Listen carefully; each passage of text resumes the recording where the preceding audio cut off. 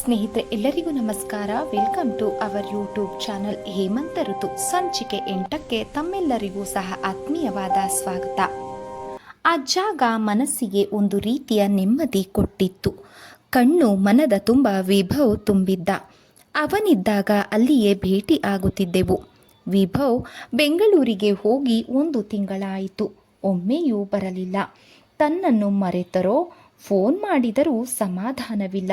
ಅಣ್ಣನ ಮದುವೆ ಸೆಟ್ ಆದ ವಿಷಯವನ್ನು ಕಾಯಿನ್ ಬೂತ್ನಿಂದ ಫೋನ್ ಮಾಡಿ ತಿಳಿಸಿದೆ. ವಿಭವ್ ಈಗ ಏನು ಮಾಡುತ್ತಿರಬಹುದು ಎಂದುಕೊಂಡಳು. ಹಿಂದಿನಿಂದ ಯಾರೋ ಕಣ್ಣು ಮುಚ್ಚಿದರು. ಯಾರು ಎಂದಳು. ವರ್ಷ ಆ ಕೈಯನ್ನು ಮುಟ್ಟಿದಳು. ವಾಚು ಮಾತ್ರ ಕೈಗೆ ಸಿಕ್ಕಿತು. ವಿಭವ್ ಅಲ್ವಾ, ಯಾವಾಗ ಬಂದಿರಿ? ಮುಚ್ಚಿದ ಕಣ್ಣನ್ನು ತೆಗೆಯಿತು ಕೈ. ಕಣ್ಣ ಮುಚ್ಚಾಲೆ ಆಟ ಆಡುವವರೆಗೆ ಬಂದಿತಾ ನಿಮ್ಮ ಸ್ನೇಹ? ಏ ಕಳ್ಳಿ, ನನಗೆ ಗೊತ್ತಾಗುವುದಿಲ್ಲ ಅಂದ್ಕೊಂಡಿಯಾ? ಕೃತಿಕಾ ನಗುತ್ತಾ ಕೇಳಿದಳು. ಇಲ್ಲ ಏ ಸಾಕು ಸುಮ್ಮನಿರೆ, ನನಗೆಲ್ಲ ಗೊತ್ತು. ನೀನು ಎಂದೋ ಲವ್ನಲ್ಲಿ ಬಿದ್ದಿರುವೆ. ನಿಮ್ಮ ಮನೆಗೆ ಬಂದು ತಿಳಿಸ್ಲಾ? ಬೇಡ ಕಣೆ. ಯಾಕೆ ಬೇಡ? ನನಗೆ ಐಸ್ ಕ್ರೀಮ್ ಕೊಡಿಸಿದ್ರೆ ಹೇಳೋದಿಲ್ಲ. ಆಯಿತು, ಕೊಡಿಸುವೆ. ನೀನು ಸಹ ಲವ್ನಲ್ಲಿ ಬಿದ್ದಿರುವೆ ಅಂತ ನನಗೂ ಗೊತ್ತಮ್ಮ. ನಿನ್ನ ಪ್ರೀತಿಯನ್ನು ಎಲ್ಲರೂ ಒಪ್ಪಬಹುದು, ಆದರೆ ನನ್ನ ಪ್ರೀತಿಯನ್ನು ಯಾರೂ ಒಪ್ಪುವುದಿಲ್ಲ ಎಂದು ನಿಟ್ಟುಸಿರು ಬಿಟ್ಟಳು. ಯಾಕೆ ಹಾಗೆಂದುಕೊಳ್ಳುತ್ತೀಯಾ? ನಾನು ಪ್ರೀತಿಸಿರುವುದು ಯಾರನ್ನು ಅಂತ ನಿನಗೆ ಗೊತ್ತಿದೆಯೇ? ಅಕ್ಷಯ್ ಜ್ಯುವೆಲ್ಲರಿ ಅಂಗಡಿಯವರನ್ನು. ಮದುವೆಯಾಗಿ ಈಗಾಗಲೇ ಅವರಿಗೆ ಹೆಂಡತಿ 2 ಚಿಕ್ಕ ಮಕ್ಕಳಿದ್ದಾರೆ. ನನಗಿಂತ ಅವರು 12 ವರ್ಷಕ್ಕೆ ದೊಡ್ಡವರು. ಆದರೆ ಅದೇನು ಆಕರ್ಷಣೆಯೋ ಗೊತ್ತಿಲ್ಲ. ಅವರೇ ನನಗೆ ಲೈಕ್ ಆದರು. ಅವರೂ ಸಹ ಪ್ರಾಣಕ್ಕಿಂತ ಹೆಚ್ಚಾಗಿ ನನ್ನನ್ನು ಪ್ರೀತಿಸುತ್ತಾರೆ. ಮೊನ್ನೆ ನನಗೆ 70 ಗ್ರಾಂನ ಲಾಂಗ್ ಚೈನ್ ಕೊಟ್ಟಿದ್ದಾರೆ. ಅದನ್ನು ನಿನಗೆ ತೋರಿಸಲು ನಿನ್ನನ್ನು ಹುಡುಕುತ್ತಾ ಇಲ್ಲಿಯವರೆಗೆ ಬಂದೆ ಎಂದು ಕೃತಿಕಾಳು ಪರ್ಸ್ನಿಂದ ಲಾಂಗ್ ಚೈನ್ ತೆಗೆದು ವರ್ಷಾಳ ಕೈಗೆ ಕೊಟ್ಟಳು. ವರ್ಷ ಅದನ್ನು ತೆಗೆದುಕೊಂಡು ಕೈಯಲ್ಲಿ ಹಿಡಿದು ನೋಡಿ ಕೃತಿಕಾಳ ಕೊರಳಿಗೆ ಹಾಕಿದಳು. ಕೃತಿಕಾ, ತುಂಬ ಚೆನ್ನಾಗಿದೆ. ನಿನ್ನ ಕೊರಳಿಗೆ ಚೆನ್ನಾಗಿ ಒಪ್ಪುತ್ತದೆ. ಪ್ರೀತಿಯ ಕಾಣಿಕೆ ಕೊರಳಲ್ಲಿ ಇರಬೇಕು ಎಂದಳು. ಡೈಲಿ ಕಾಲೇಜ್ಗೆ ಹಾಕಿಕೊಂಡು ಬರಲು ಸಾಧ್ಯವಿಲ್ಲ. ನಿಮ್ಮ ಮನೆಯಲ್ಲಿ ಈ ವಿಷಯ ಗೊತ್ತೇನೆ? ಗೊತ್ತು. ಬೈದ್ರು, ಹೊಡೆದ್ರು. ಆಗ್ಲೇ ಎಲ್ಲ ರಂಪಾಟ ಮುಗಿಯಿತು. 2 ಮಕ್ಕಳ ತಂದೆಯನ್ನು ಪ್ರೀತಿಸಿರುವೆ. ನಿನಗ್ಯಾರು ಹೇಳೋರು ಕೇಳೋರು ಇಲ್ಲವೇ ಎಂದರು. ಅಕ್ಷಯ್ ನನಗೆ ತಾಳಿ ಕಟ್ಟಿ ಹೆಂಡತಿ ಅಂತ ಸ್ವೀಕರಿಸುತ್ತಾರಾ ಎನ್ನುವುದೇ ಅಪ್ಪ ಅಮ್ಮನ ಚಿಂತೆ. ಅಕ್ಷಯ್ ಏನು ಹೇಳ್ತಾರೆ ಅದಕ್ಕೆ? ಅವರೇನೂ ಇದರ ಬಗ್ಗೆ ತಲೆ ಕೆಡಿಸಿಕೊಂಡಿಲ್ಲ. ನನ್ನನ್ನು ಬೈದು ಮನೆಯಿಂದ ಹೊರಗೆ ಹಾಕಿದರೆ ಅವರದ್ದೇ 4 ಮನೆಗಳಿವೆ. ಅದರಲ್ಲಿ 1 ಮನೆಯನ್ನು ನನಗೆ ಕೊಡ್ತಾರಂತೆ. 4 ಬಂಗಾರದ ಬಳೆ ನಕ್ಲೆಸ್ಸನ್ನು ಮುಂದಿನ ವಾರ ಕೊಡುತ್ತೇನೆ ಎಂದು ಹೇಳಿದ್ದಾರೆ. ಅಂತೂ ದೊಡ್ಡ ಶ್ರೀಮಂತನನ್ನೇ ಆರಿಸಿಕೊಂಡಿರುವೆ ಬಿಡು. ಅವರ ಹೆಂಡತಿಗೆ ಈ ವಿಷಯ ಗೊತ್ತಾಗಿದೆಯಾ? ಇಲ್ಲ ಅಂತ ಅಕ್ಷಯ್ ಹೇಳಿದರು. ಅವರಿಗೆ ಗೊತ್ತಾದರೆ ಇನ್ನು ಏನು ರಂಪಾಟ ಕಾದಿದೆಯೋ. ನಾನು ತುಂಬ ತಪ್ಪು ಮಾಡಿದೆ ಅಂತ ಅನಿಸುತ್ತಿದೆ. ಅವರ ಹೆಂಡತಿಯನ್ನು ನೆನಪಿಸಿಕೊಂಡರೆ ಅವರ ಪ್ರೀತಿಯನ್ನು ಗಂಡನನ್ನು ಕದ್ದೆ ಎನಿಸುತ್ತಿದೆ. ಹೋಗಲಿ, ಈಗ ಅಕ್ಷಯರನ್ನು ಬಿಟ್ಟು ಕೊಡುತ್ತೀಯಾ? ಕೃತಿಕಾ ಉತ್ತರಿಸಲಿಲ್ಲ. ಹೇಳೆ, ಅವರನ್ನು ಮರೆತು ಬಾಳುತ್ತೀಯಾ? ಸಾಧ್ಯವಿಲ್ಲ. ಹಿಂದಕ್ಕೆ ಬರಲಾರದಷ್ಟು ನಮ್ಮ ಪ್ರೀತಿ ಮುಂದುವರೆದಿದೆ. ಅಂದರೆ ಎಲ್ಲ ವಿಷಯಗಳಲ್ಲೂ ಅವರಿಗೆ ಕೋಆಪರೇಟ್ ಮಾಡಿರುವೆ. ಕೃತಿಕಾ? ಹೌದು ವರ್ಷ. ನನ್ನ ಬಗ್ಗೆ ನಿನಗೆ ಯಾವ ಅಭಿಪ್ರಾಯ ಈಗ ಬರುತ್ತದೆಯೋ ಗೊತ್ತಿಲ್ಲ. ಆದರೆ ನೀನು ದುಡುಕಬಾರದಾಗಿತ್ತು. ನೀನು ಸಂಯಮಿ ಅಂದುಕೊಂಡಿದ್ದೆ. ಪ್ರಕೃತಿಗೆ ವಿರುದ್ಧವಾಗಿ ಸಂಯಮವನ್ನು ತಡೆ ಹಿಡಿಯಲು ಸಾಧ್ಯವಾಗಲಿಲ್ಲ. ಅದೊಂದು ದಿನ ಅಕ್ಷಯ್ ಅವರ ಮನೆಗೆ ಕಾರ್ನಲ್ಲಿ ಕರೆದುಕೊಂಡು ಹೋದರು. ಅವರ ಹೆಂಡತಿ ಮಕ್ಕಳೊಂದಿಗೆ ತವರಿಗೆ ಹೋಗಿದ್ದರು. ಆಗ ನನ್ನನ್ನು ಅವರಿಗೆ ಅರ್ಪಿಸಿಬಿಟ್ಟೆ ಎಂದು ವರ್ಷಾಳ ಕೈ ಹಿಡಿದಳು. ಕೃತಿಕಾಳ ಕಣ್ಣಿನಿಂದ ನೀರು ಕೆನ್ನೆಯ ಮೇಲೆ ಉರುಳಿತು. ಕೃತಿಕಾ, ಸಮಾಧಾನ ತಂದ್ಕೋ. ಆತ್ಮೀಯ ಸ್ನೇಹಿತೆ ಅಂತ ನಿನಗೆ ಎಲ್ಲವನ್ನು ಹೇಳುವ ಮನಸ್ಸಾಯಿತು, ಹೇಳಿಬಿಟ್ಟೆ. ನನ್ನನ್ನು ಫ್ರೆಂಡ್ ಅಂತ ಈಗಲೂ ಒಪ್ಪಿಕೊಳ್ಳುತ್ತೀಯಾ ವರ್ಷ? ನೀನು ಈಗಲೂ ನನ್ನ ಫ್ರೆಂಡೇ. ಇನ್ನೂ ಕ್ಲೋಸ್ ಆದೆ, ಏಕೆಂದರೆ ಯಾರಲ್ಲೂ ಹೇಳಿಕೊಳ್ಳಲಾಗದ ಗುಟ್ಟನ್ನು ನನಗೆ ಹೇಳಿದೆ. ನಾನು ಹೇಳುವುದಿಷ್ಟು, ಅಕ್ಷಯರೊಂದಿಗೆ ನೀನು ಬಾಳು ಎಂದು ಕೃತಿಕಾಳ ಕಣ್ಣೀರನ್ನು ಕರ್ಚೀಫಿನಿಂದ ಒರೆಸಿದಳು ವರ್ಷ ಕಾಲೇಜಿನಿಂದ ಬರುತ್ತಿದ್ದಳು. ಹಿಂದಿನಿಂದ ವರ್ಷ ವರ್ಷ ಎಂದು ಯಾರೋ ಕೂಗಿದರು. ವರ್ಷ ಹಿಂದಿರುಗಿ ನೋಡಿದಳು. ಸ್ವಲ್ಪ ದೂರದಲ್ಲಿ ವಿಭವ್ ಬರುತ್ತಿದ್ದ. ಹತ್ತಿರಕ್ಕೆ ಬಂದ. ಹಾಯ್ ವರ್ಷ ಎಂದ ವಿಭವ್. ಇದು ಕನಸಲ್ಲ ತಾನೆ ಎಂದಳು ವರ್ಷ. ಪ್ರತ್ಯಕ್ಷವಾಗೇ ಬಂದಿರುವೆ. ನಾನಿಲ್ಲಿ ಸಿಗುವೆ ಅಂತ ಹೇಗೆ ಗೊತ್ತಾಯಿತು? ನನ್ನ ಮನಸ್ಸು ಹೇಳಿತು. ಫೋನ್ ಮಾಡಿ ಬರೋಣ ಅಂದ್ಕೊಂಡೆ. ಆದರೆ ನಿನ್ನ ಅಮ್ಮ, ಅಣ್ಣ, ಅಪ್ಪ ಫೋನ್ ಎತ್ತಿದರೆ ಕಷ್ಟ. ಓ ಅಲ್ಲ ಸ್ವಾರಿ, ಅತ್ತೆ, ಮಾವ, ಭಾವ ಎಂದು ನಕ್ಕ. ಅದಕ್ಕೆ ಈಗ ನಾನು ನಿನಗೊಂದು ಮೊಬೈಲ್ ತಂದಿರುವೆ ಎಂದು ಜೇಬಿನಲ್ಲಿ ಇದ್ದ ಮೊಬೈಲನ್ನು ವರ್ಷಾಳಿಗೆ ಕೊಟ್ಟ. ನನಗೇಕೆ ಇದು? ನಿನ್ನ ಹತ್ತಿರ ಮಾತನಾಡಲು ನನ್ನ ಮೊದಲ ತಿಂಗಳ ಸಂಬಳದಲ್ಲಿ ನಿನಗೆ ಗಿಫ್ಟ್. ಕ್ಯಾಮ್ರಾ ಇದೆ, ಹಾಗೆ ಒಂದು ಫೋಟೋ ತೆಗೆಯುವೆ ಎಂದು ವಿಭವ್ನ ಫೋಟೋ ತೆಗೆದ. ಇಬ್ಬರು ಹೋಟೆಲ್ಗೆ ಹೋದರು. ಚಾಟ್ಸ್ ತಿಂದಳು. ಐಸ್ ಕ್ರೀಮ್ ತಿಂದು ಹೊರಗಡೆ ಬಂದರು. ಅಲ್ಲಿಂದ ನದಿ ತೀರಕ್ಕೆ ಬಂದು ತಮ್ಮ ಮಾಮೂಲು ಸ್ಥಳದಲ್ಲಿ ಕುಳಿತರು. ಈಗ ಎಲ್ಲಿ ಉಳಿದುಕೊಳ್ಳುತ್ತೀರಿ? ವರ್ಷ ಕೇಳಿದಳು. ಮಾವನ ಮನೆ ಇದೆಯಲ್ಲ ಎಂದ ನಗುತ್ತಾ ವಿಭವ್. ಅಂದರೆ ಟ್ಯೂಬ್ಲೈಟ್ ನೀನು, ಮಾವ ಅಂದರೆ ನಿನ್ನ ತಂದೆ. ನಮ್ಮ ಮನೆಗೆ ಬಂದರೆ ಅಷ್ಟೇ ನಮ್ಮಣ್ಣ ಕೈಕಾಲು ಮುರಿತಾನೆ. ವಿಷಯ ಗೊತ್ತಾಗಿದೆಯಾ?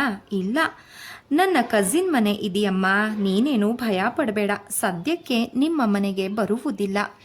ಇಂದು ಸ್ಯಾಟರ್ಡೆ, ಡ್ಯೂಟಿ ಮುಗಿಸಿಕೊಂಡು ಹೊರಟೆ. ನಾಳೆ ಸಾಯಂಕಾಲ ಹೋಗಬೇಕು.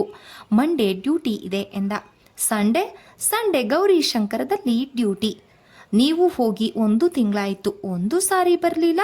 ಸ್ಯಾಲರಿ ತೆಗೆದುಕೊಂಡು ಹೋಗೋಣ ಅಂತ ಡಿಸೈಡ್ ಮಾಡಿದ್ದೆ. ಏಕೆಂದರೆ ನಿನಗೆ ಏನಾದರೂ ಗಿಫ್ಟ್ ಕೊಡಬೇಡ್ವಾ? ಬರಲಿಲ್ಲ ಅಂತ ಬೇಸರ ಆಯ್ತಾ? ಹೌದು, ಸದಾ ನಿಮ್ಮ ನೆನಪೆ. ಬಿಟ್ಟಿರಲು ಕಷ್ಟ ಎನಿಸುತ್ತಿದೆ. ನನಗೂ ನಿನ್ನನ್ನು ನೋಡಬೇಕೆಂದು ಅನಿಸುತ್ತಿದೆ. ಆದರೆ ಸಂಡೇ ಬರುವವರೆಗೂ ಕಾಯಬೇಕಲ್ಲ. ಈಗ ಮೊಬೈಲ್ ಕೊಟ್ಟಿರುವೆನಲ್ಲ, ಫೋನ್ ಮಾಡು. ಮಾರ್ನಿಂಗ್ ಈವ್ನಿಂಗ್ ಮಾಡು, ಸಿಗುವೆ. ಮಧ್ಯೆ ಆಫೀಸ್ ಅವರ್ನಲ್ಲಿ ಫೋನ್ ಮಾಡಬೇಡ. ಬರುವಾಗ ದಾರಿಯಲ್ಲಿ ಕೃತಿಕಾ ಸಿಕ್ಕಿದ್ದರು. ಯಾಕೋ ತುಂಬ ವೀಕ್ ಆದ ಹಾಗೆ ಕಂಡರು. ಅವಳಿಗೂ ಇದೇ ಕಾಯಿಲೆ ಎಂದು ನಕ್ಕಳು ವರ್ಷ. ಹೌದಾ, ಗೊತ್ತಾಯಿತು ಬಿಡು. ಫ್ರೆಂಡ್ಸ್ ಇಬ್ಬರಿಗೂ ಒಂದೇ ಕಾಯಿಲೆ. ಟ್ರೀಟ್ಮೆಂಟನ್ನು ಅವರವರ ಪ್ರೀತಿ ಪಾತ್ರರು ಕೊಡಬೇಕು.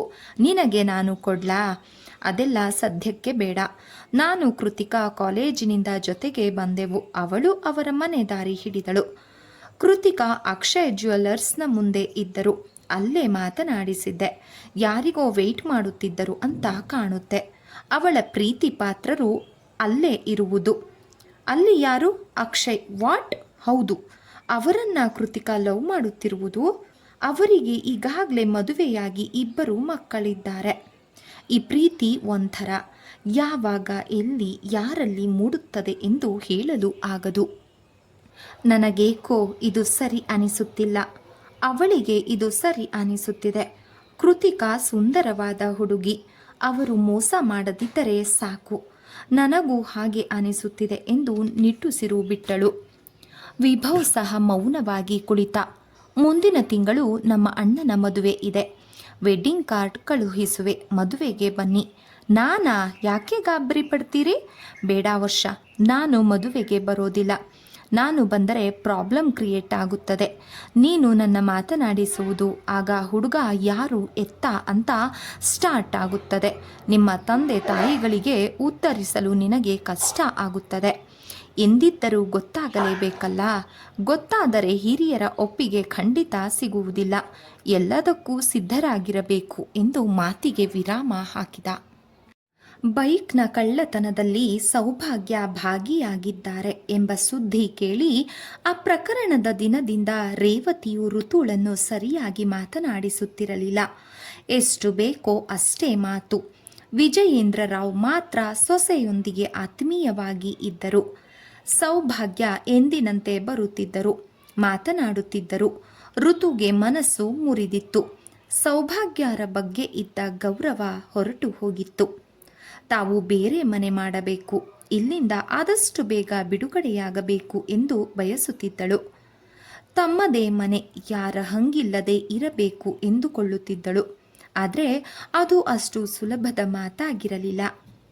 ಹೇಮಂತ ಬೇರೆ ಮನೆ ಮಾಡಲು ಖಂಡಿತ ಒಪ್ಪುವುದಿಲ್ಲ ಎಂದು ಗೊತ್ತಿದ್ದರೂ ದೂರದ ಆಸೆಯೊಂದು ಆಕೆಯ ಹೃದಯದಲ್ಲಿ ಮೊಳಕೆ ಒಡೆದಿತ್ತು. ತನ್ನ ಮಗು ಹುಟ್ಟಿದಾಗ ಬೇರೆ ಮನೆ ಮಾಡಲು ಸೂಚಿಸಬೇಕು. ಇವರಿಗೆ ಮಗು ಎಂದರೆ ಪ್ರಾಣ.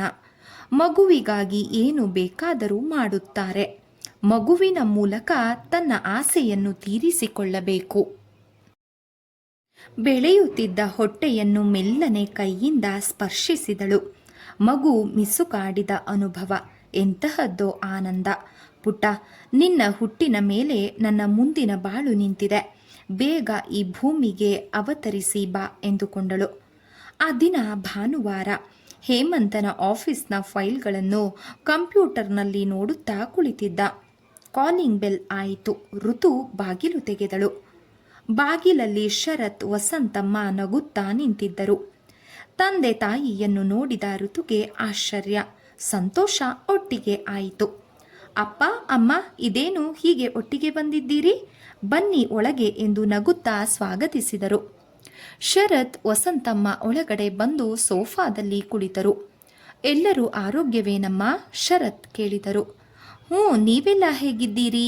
ಮದುವೆ ಕೆಲಸಗಳು ಹೇಗೆ ನಡೆಯುತ್ತಿವೆ ಎಂದಳು ಋತು.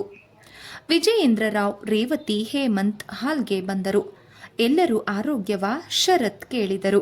ಎಲ್ಲರೂ ಚೆನ್ನಾಗಿದ್ದೇವೆ. ನೀವೆಲ್ಲ ಆರೋಗ್ಯವಾ? ಅಪರೂಪಕ್ಕೆ ಬಂದಿದ್ದೀರಿ ಎಂದು ನಗುತ್ತಾ ಕುರ್ಚಿಯಲ್ಲಿ ವಿಜಯೇಂದ್ರರಾವ್ ಕುಳಿತರು. ಋತು, ನಿಮ್ಮ ಅಪ್ಪ ಅಮ್ಮ ಅವರಿಗೆ ಜ್ಯೂಸ್ ಮಾಡಿಕೊಡಮ್ಮ ಎಂದರು ರೇವತಿ. ಜ್ಯೂಸ್ ಬೇಡಿ, ಶುಗರ್ ಹೆಚ್ಚಾಗುತ್ತದೆ. ಕಾಫಿ ಆಗಬಹುದು, ಅದು ಶುಗರ್ಲೆಸ್, ಶರತ್ ಹೇಳಿದರು. ಹೇಮಂತನು ಕುರ್ಚಿಯಲ್ಲಿ ಕುಳಿತ. ಅವನ ಬಾಯಿಯಿಂದ ಸಿಗರೇಟಿನ ವಾಸನೆ ಬರುತ್ತಿತ್ತು. ಮುಂದಿನ ತಿಂಗಳು ಅಂದರೆ ಇನ್ನು 15 ದಿನಕ್ಕೆ ನಮ್ಮ ಮಗ ಗ್ರೀಷ್ಮನ ಮದುವೆ ಇದೆ.